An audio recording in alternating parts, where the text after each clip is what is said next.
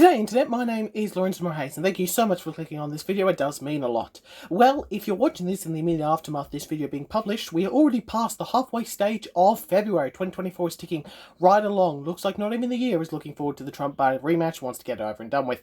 But February is also significant because it is CTE Awareness Month. Now, my most loyal viewers, the three of you, will remember that this is important to me given the fact that the very first video I ever published to YouTube Shorts and Instagram Reels was regarding this very topic. I did a video about why no one under the age of 14 should be playing tackle footy. And today, think of this as the sort of extension to that video, the sequel if you will, because today, in this The Case For video, I'm going to be discussing why sporting organisations should be tackling the concussion issue, the CTE crisis that's been going on in tackle sports now for nearly a decade, why it should be addressed now. There's no time to waste. We're going to kill many people. We're going to kill many sports if we don't do so.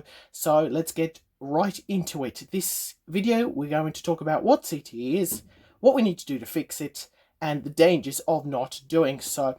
Now, chronic traumatic encephalopathy, if I've pronounced that correctly, CTE, is something that is not exactly new. That's one of the misconceptions about it. This is not something that's been relatively known. We've known it for a long time through boxers, through something we called punch drunk.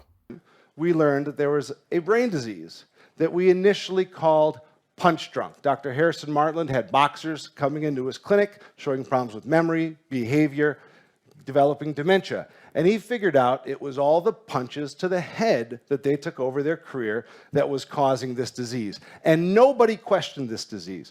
Throughout the 1900s, everybody said it's widely accepted that boxers will get punch drunk. But the problem was nobody thought to think outside of boxing to what other sports are causing thousands of hits to the head. That man is Chris Nowinski. He played college football at Harvard. He was educated at Harvard. He's the only person to have been educated at Harvard and also have wrestled in the WWE. After a couple of concussions, which ended his career, Nowinski has been one of the biggest, most influential people on this particular issue. He is the founder and leader of the Concussion Legacy Foundation, and I'm going to be playing a lot of his clips through TED Ed Talks and also and sit down he did with More Perfect Union. You can check out those videos. I would highly recommend them. So, chronic traumatic encephalopathy is something that we know people will get if they are exposed to too many hits to the head while playing contact sport. Over the last 18 or so years, nearly 2 decades now, slowly but surely more sports have been implicated into this. We've seen it in American football, Australian football, the codes of rugby. Basically every contact sport is more or less now implicated in the concussion saga. Now, this is a big deal for these sporting organisations because they are very much at risk of being potentially sued out of existence. As we have seen, the biggest gateway to the public knowing about these is through actions being taken in court. Now, this is a big deal because as leagues, they are supposed to oversee the health and safety of the players as well as the clubs participating in those leagues, and players could very well be at the risk of gaining CTE, so they would be seeing compensation for that, which could cripple a lot of leagues if we're not careful. A league like the NFL should be fine, but there are a lot of organisations, particularly given the AFL's wide scope over Australian football, which we will get to later, that could legitimately cause concerns if they're not careful, if they're not acting right now. So, look, I'm not going to dive into the CTE science behind it. It's not my expertise, and that's something that's well known. There's scientific consensus about it. There's no real doubting that the more you play a contact sport, a tackle contact sport, the more likely it is that you will gain not just CTE, but multiple illnesses. Emotional instability, depression, and memory loss. Dementia, aggression, difficulty thinking, even suicidal thoughts. The 21-year-old took his own life. Medical examiner said he had the brain of a 65-year-old. The normal stresses of life became really hard for him to handle. For him to take his own life, I can't imagine how severe his anguish was. So what I'm going to do now is lay out the most basic of guidelines for sporting organisations to ensure that they can stay afloat and their sport will be safe for generations to come. And it all starts at practice. But we're talking about practice, man. We're not even talking about the game. Actual game, when it matters. We're talking about practice. No, not the game there. We're talking about practice. We need to limit the amount of tackling and potential for head knocks in the practice that teams have before the lead-ups to games, whether it be the off-season or in season. Remember that players are paid to participate in the games. They're not really paid just to hang around the club and to practice. So this is where most of our work, most easily that is, can actually be done. For sporting organisations, it's very clear to limit the amount of practice that gets done. Regarding tackling, there is no need to expose players to potential head knocks during a practice session. Coaches have done it before. Buddy Teven's leadership on the issues of concussion CTE, he was famous for eliminating tackling in practice and told Dartmouth players, you will never tackle another Dartmouth player. He helped invent the mobile virtual player, a robotic dummy that they could tackle and learn how to tackle instead, and proved that you could be successful not tackling your teammates. And there is actually no evidence to suggest that limiting tackling in any way will make performance decrease. If anything, studies have shown the opposite of that. Some of the work that's been done in the UK and rugby, where they found that when the players had less hits to the head in training, they actually performed better on match day because they weren't going into matches fatigued or battered from the heavy training sessions. So that was Alan Pearce on an interview with SEN. I also mentioned him along with Chris Nowinski and the Concussion Legacy Foundation in my short back in December. So practice is a very good starting point. Now we get to the actual matches. We finally get to the actual contests that are put on television. Now this is a big deal. Most of these are nationally televised for people of all ages, including children, to watch. So we want to be setting a good example. If a player sustains a concussion during a game, they should not be able to retake the field, and they should have to sit out for about 4 weeks. This is a number that has a consensus to it. So we've already seen this slowly be implemented. The AFL, for example, has 12 days. Interestingly, they've laughed off the idea of 4 weeks in the past, trying to say that they've got consensus behind 12 days, even though it's the exact opposite, predictably. So this is something that is also going to be very crucial in the future to prevent second concussions, which if you get a concussion, you're more likely to get a concussion in the immediate aftermath of that first concussion, and a second concussion syndrome can cause a lot of issues for the health and safety of a player. Now this is the big one. This is the one I'm probably the most vocal about, and I will be the most vocal about on my Twitter account of the way, which you should absolutely follow, Lorenzo_DMH, all uppercase. So this is the most important, and I have been extremely frustrated, and I'm going to use the AFL here mainly because it's the most prevalent of this example, regarding the suspension of players for head knocks. Now let me make something very clear. Accidents can happen in sports, but here's the thing, and I think this is pretty good for other contact sports, but this especially works for Australian football AFL. If a player is reasonably contesting a ball, that's fine. If they're not, it's not fine.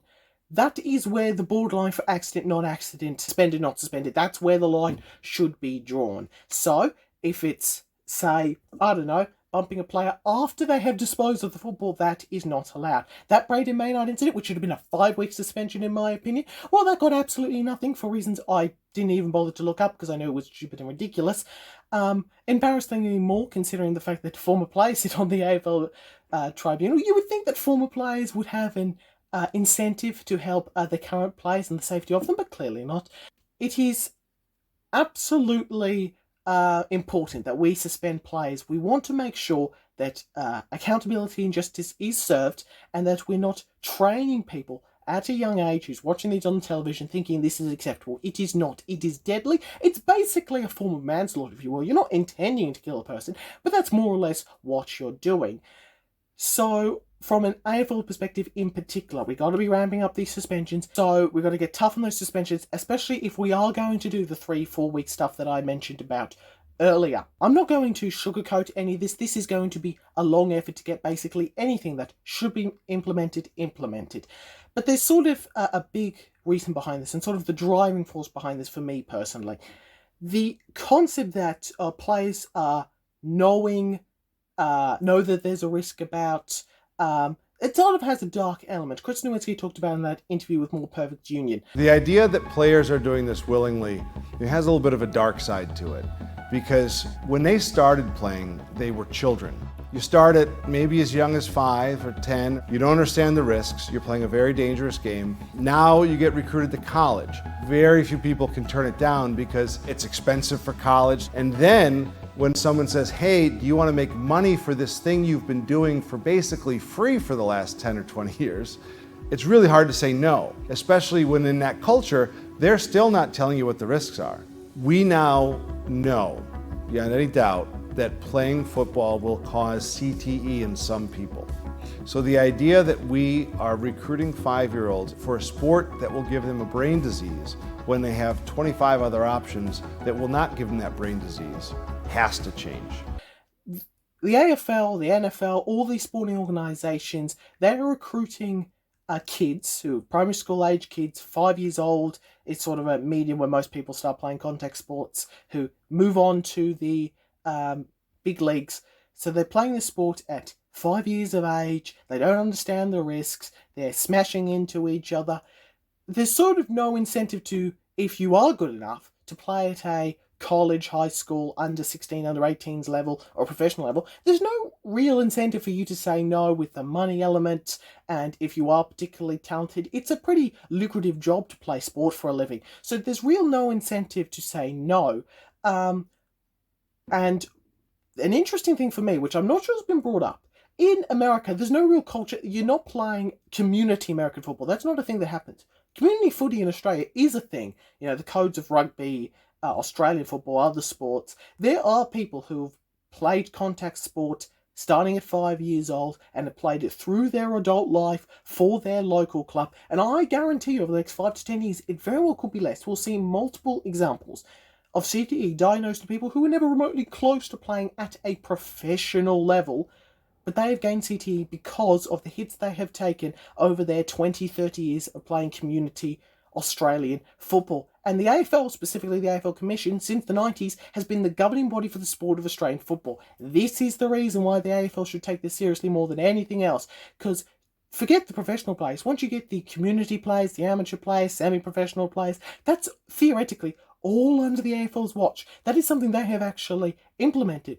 And if they're branding by turning the entire sport into AFL, something they're pretty proud of, that they are the governing body of the entire sport. They clearly in the 90s wanted to dismantle the National Australian Football Councils. I think it was known at the time. That organisation changed its name so much.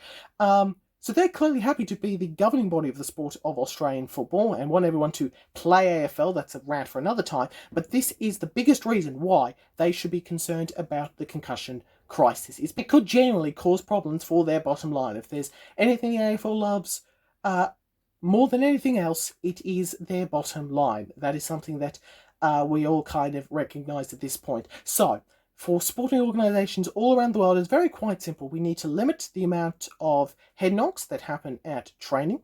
We need to ensure that players who are concussed during a game don't come back too soon. We need to also ensure that there are suspensions for those who do the wrong thing. This happens in all other areas of life. If your family member gets driven off the road by someone doing 120 kilometers an hour in a 70 zone and they die, you should be striving for some sort of justice for the offender to be penalised in some way. This is very simple. This is nothing new, and often we're just implementing rules we've already known. Maynard, if you recall, was penalised for a downfield free kick, which was first outlawed by the Australian Football League, at the time the Victorian Football League, in 1945, and by the then Victorian Football Association, was the first league to outlaw it in 1938. None of this is new. We aren't making it up as we go along, as many will say. One more thing before we go. I've actually forgotten this.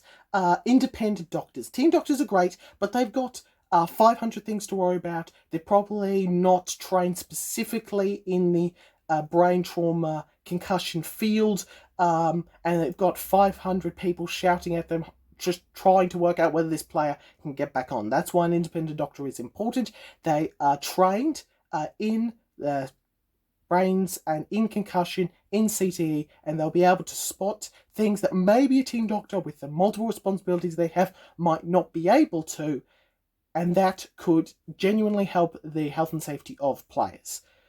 And I'm certain, if learning anything from joining Twitter and Big Footy, it's very clear we're not going to convince everyone, but this is the most important part. This is a long fight. Day in, day out. So many like-minded, committed, talented, hopeful people need to keep grinding away on issues, pick up those who have fallen, keep batching down the hatches until a result is attained. And even then, you have to hold on, and you have to stick on, and you have to keep pounding down those doors just to ensure that result holds. So, the good news in the sense of this video is you don't need to worry as a sports fan about the concussion and CTE issue. The bad news is you have to worry about it for the rest of your days watching sport for however long you have left on this planet. Full stop. That is not the nicest way to end the video, but I might have something the nicest I can possibly do. This is no one's fault, okay? Sport is something that is uplifting, that is part of the culture of so many countries, so it's no one's fault that this is the case. But it will be people's fault if we know something that is willingly dangerous, especially for people who are not being paid for it, for them to go through trauma. Remember, the people who get concussed on a sporting arena, who die of CTE, these are people, very likely parents, spouses, grandparents, family members, loved ones. There is a real human part, a real human element of this. That's why the Brayshaw Maynard thing was so frustrating, that most of the talk was regarding Maynard's actions, where it really should have more been about the health and safety of Angus Brayshaw, given the fact he's marrying into the Frawley family, and of course we know Danny Frawley was one of the first former AFL players to be diagnosed with CTE. We know he battled with mental health. He talked about it during his lifetime before his death in 2019. This is something that is very important to me as a sports fan. I want to be able to watch a sport and know that I am not going to witness the start of the decline of somebody's health in this game. Sport is for many people an escape from the horrors of life. It should not be the entryway for the horror of somebody else's rest of life. This is a hugely important issue. It's hugely important for the players involved. It's hugely important for a lot of leagues and organisations. Bottom line, I think the barest minimum we can do as the sporting public is demand change. Contact sport can be played with potential risk, mitigated for as long as this planet is still turning on its axis. But if we do nothing, I can guarantee you now, no one will want to play a sport that will kill them. So not only will CTE kill multiple athletes if we're not careful about it, if we don't take those precautions, it will kill the same sports that we love.